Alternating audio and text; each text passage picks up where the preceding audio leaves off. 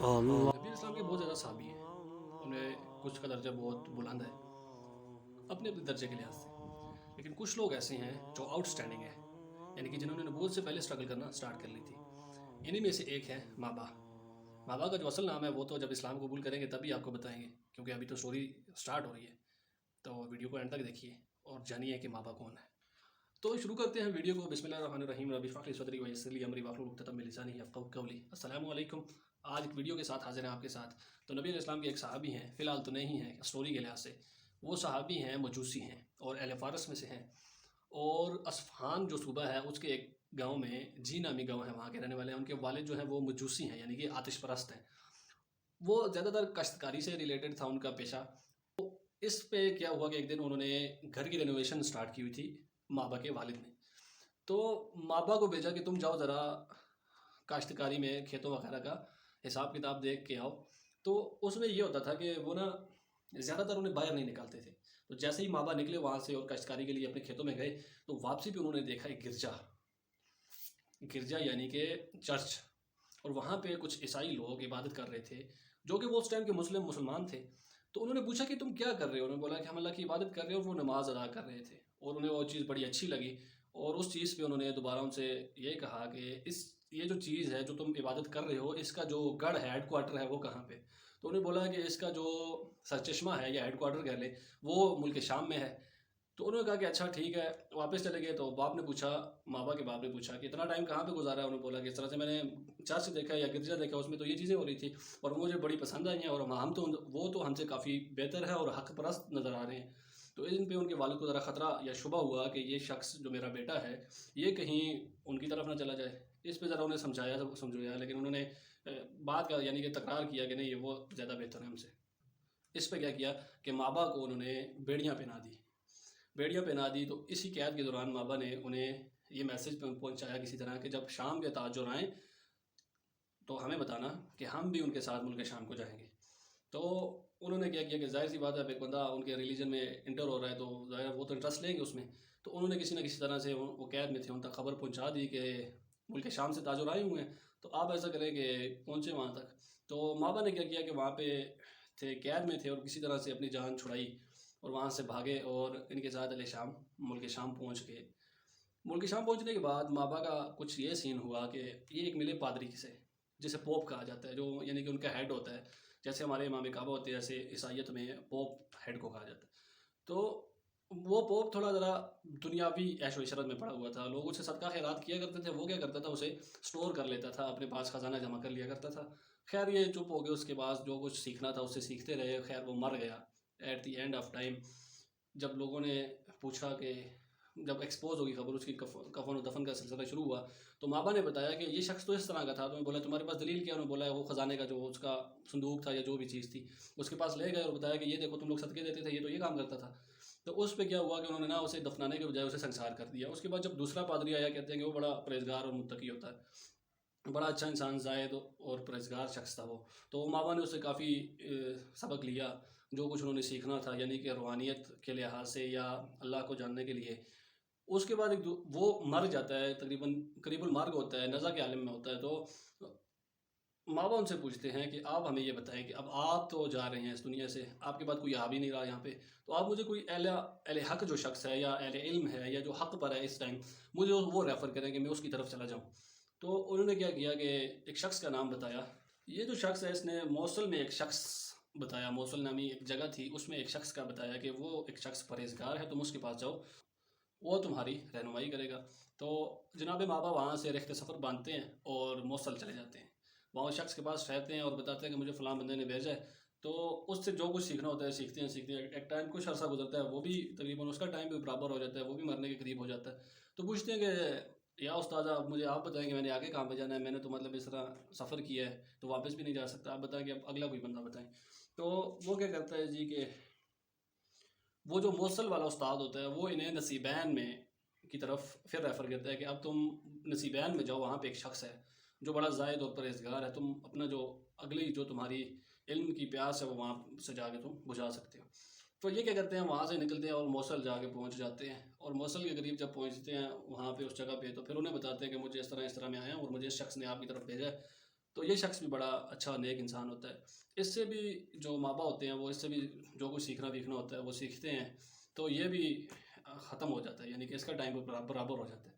وہاں سے پھر دوبارہ یہ شخص کیا کرتا ہے کہ حق کی تلاش میں، اس کی ذرا اسٹرگل چیک کریں اس بندے کی، کہ یہ جب آپ کو پھر بتاؤں گا کہ یہ بندہ اصل میں تھا کون. وہاں سے کیا ہوتا ہے کہ یہ جو شخص ہے اس کی اسٹرگل پوری نہیں ہوتی، اسے وہ تسکین نہیں پہنچتی. تو یہ وہ جب بندہ نازا کے عالم میں ہوتا ہے تو پھر اسے پوری کہانی سناتا ہے اور پھر بتاتا ہے کہ اب مجھے آپ وصیت کریں کہ میں نے اب آگے کہاں جانا ہے. تو وہ شخص کیا کرتا ہے جی کہ جو نصیبین والا ہوتا ہے، نصیبین والا جو استاد ہوتا ہے وہ کہتا ہے جی کہ آپ ایسا کریں، آپ اموریا چلے جائیں. اموریا اموریا جب پہنچتے ہیں تو وہاں پہ ایک شخص ہوتا ہے، پھر اس سے بات چیت ہوتی ہے، وہ انہیں اپنی شاگردی میں لیتا ہے. تو ماں باپ اس سے استادی شاگردی کا ان کا ایک ریلیشن جو ہے وہ چل پڑتا ہے. تو ایٹ دی اینڈ کچھ ٹائم بعد وہ جو اموریا والا شخص ہے، وہ جو استاد ہے، وہ بھی اللہ کے یعنی کہ اس کا موت کا ٹائم بھی قریب ہو جاتا ہے. تو وہ پھر اس سے پوچھتے ہیں کہ اب تم بتاؤ کہ اب میں نے کہاں جانا ہے، کیونکہ اب تو میرے پاس، اب تم بتاؤ کہ اب اگلا استاد کون ہے، کیونکہ میں تو جس کے پاس جا رہا ہوں وہ سارے یعنی کہ اللہ کو پیارے ہو رہے ہیں، کچھ عرصہ مجھے بڑھا رہے ہیں. اور پھر انہوں نے بولا کہ میری نظر میں فی الحال کوئی شخص ایسا نہیں ہے جو حق پر ہو، کیونکہ عیسائیت کی ساری تعلیمات لوگوں نے بگاڑ دی ہیں. تو تم ایسا کرو، رکو، اور میں تمہیں کچھ نشانیاں بتاتا ہوں. اب تو نبی آنے والا ہے، ریگستانی علاقوں میں کھجوروں کی سرزمین پہ ایک نبی آنے والا ہے، ایک شخص آنے والا ہے، تم وہاں پہ جاؤ. تو وہ شخص بھی تقریباً اس نے علامات بتا دی کہ وہ صدقہ نہیں لے گا، وہ ہدیہ لے گا، اور وہ اس کے دو شانوں کے درمیان میں نبوت کا نشان ہوگا، مور نبوت ہوگی، تو تم اس سے جا کے ملنا. تو ایسا ہی ہوا کہ بنو قلب کا جو قبیلہ تھا وہ آیا یہاں پہ اموریا تجارت کے سلسلے میں. تو انہوں نے انہیں بتایا کہ تم لوگ کہاں سے آئے، اور اس نے بتایا کہ ہم تو کھجوروں کی اس طرح کی جو زمین ہے اور ریگستان سے عرب سے آئے ہیں. تو انہوں نے بولا اچھا تو مجھے ساتھ لے جانا. استاد کے مرنے کے بعد انہوں نے کیا کیا، کچھ بکریاں لے لی اور کچھ گائے وغیرہ اسے گزر بسر کرتے تھے. تو انہوں نے بولا کہ میرے پاس جتنی گائے اور بکریاں میں تمہیں دوں گا، اور تم جو ہے وہ میرے ساتھ چلنا، مجھے ساتھ لے کر چلنا. تو انہوں نے بولا کہ ٹھیک ہے ہم لے کے جائیں گے، ایسی تو کوئی بات ہی نہیں ہے. وہ لے گئے وہاں پہ عرب کی طرف، ان کا سفر سٹارٹ ہوا. تو راستے میں آ کے انہوں نے کیا کیا کہ بیچ دیا، حضرت سلمان فارسی کو غلام کی حیثیت سے بیچ دیا. بھائی جو پریشان بھی ہو کے کر بھی کچھ نہیں سکتے تھے. اور راستے میں نا یہ شعر پڑھ رہے تھے، چلتا ہوں تھوڑی دور ہر ایک راہ رو کے ساتھ، پہچانتا نہیں ہوں ابھی راہبر کو میں. کہتے ہیں کہ ہر راہ رو کے ساتھ چل جاتا ہوں، کوئی بھی آتا ہے استاد بناتا ہے اسی کے ساتھ چل جاتا ہوں، لیکن ابھی تک اپنے راہبر کو پہچانتا نہیں ہوں کہ میرا راہبر کون ہے. تو وہاں سے بیچ دیتے ہیں. پھر وہ کیا کرتے ہیں، اگلے بندے پہ بکتے ہیں، پھر اگلے بندے پہ بکتے ہیں. ایسا ہی کرتے کرتے ایک شخص پہ جو ان کا مالک ہوتا ہے اس پہ یہ بک جاتے ہیں. اور بکنے کے بعد وہ کھجوروں کا اس کا باغ ہوتا ہے. سلیمان مابا جو ہیں وہ اس باغ کے اوپر کھجوروں کو کچھ سیٹنگ کر رہے ہوتے ہیں، درخت کے اوپر چڑھے ہوتے ہیں. تو ایک شخص آتا ہے، اور وہ شخص آتا ہے، وہ تقریباً ان کے جو مالک ہیں ان کا بھائی ہوتا ہے یا چچا زاد ہوتا ہے یا کچھ اس طرح سے. وہ کہتا ہے خدا تباہ کرے بنی قیلا والوں کو، انہوں نے ایک شخص کو نبی بنا رکھا ہے اور اس کی بس باتیں کرتے ہیں اور سارے اس کے پیچھے چل گئے ہیں، اور کچھ اس طرح کی باتیں. یہ اوپر ہوتے ایک دم سے نیچے آتے ہیں، بولتے کیا کہا ہے، دوبارہ کہنا. تو اس پہ کیا ہوتا ہے کہ ان کا مالک جو ہے ذرا مکہ مارتا ہے، کہتا ہے ذرا سکون سے بیٹھ اپنا کام کر، تیرا کیا کام ہے اس میں. پھر خاموش ہو جاتے ہیں اور واپس چلے جاتے ہیں اپنے کام کے سے. اور پھر یہ کیا کرتے ہیں، وہاں سے کچھ کھجورے لیتے ہیں، جیسے ہی ٹائم ملتا انہیں مالک سے چھپ چھپا کے یا کچھ بھی کھجورے لیتے ہیں اور سیدھا نبی علیہ السلام کے پاس اور جا کے بولتے ہیں جی کہ یہ کھجورے میں صدقہ لے کر آیا ہوں، آپ لے لیں. وہ کہتے ہیں وہ لے لیتے ہیں اور اپنے صحابہ کو دیتے ہیں، باقی لوگوں کو جو غریب غربا لوگ ہوتے ہیں وہاں پہ، لیکن خود نہیں کھاتے. کہتے ہیں ٹھیک ہے، واپس چلے جاتے ہیں.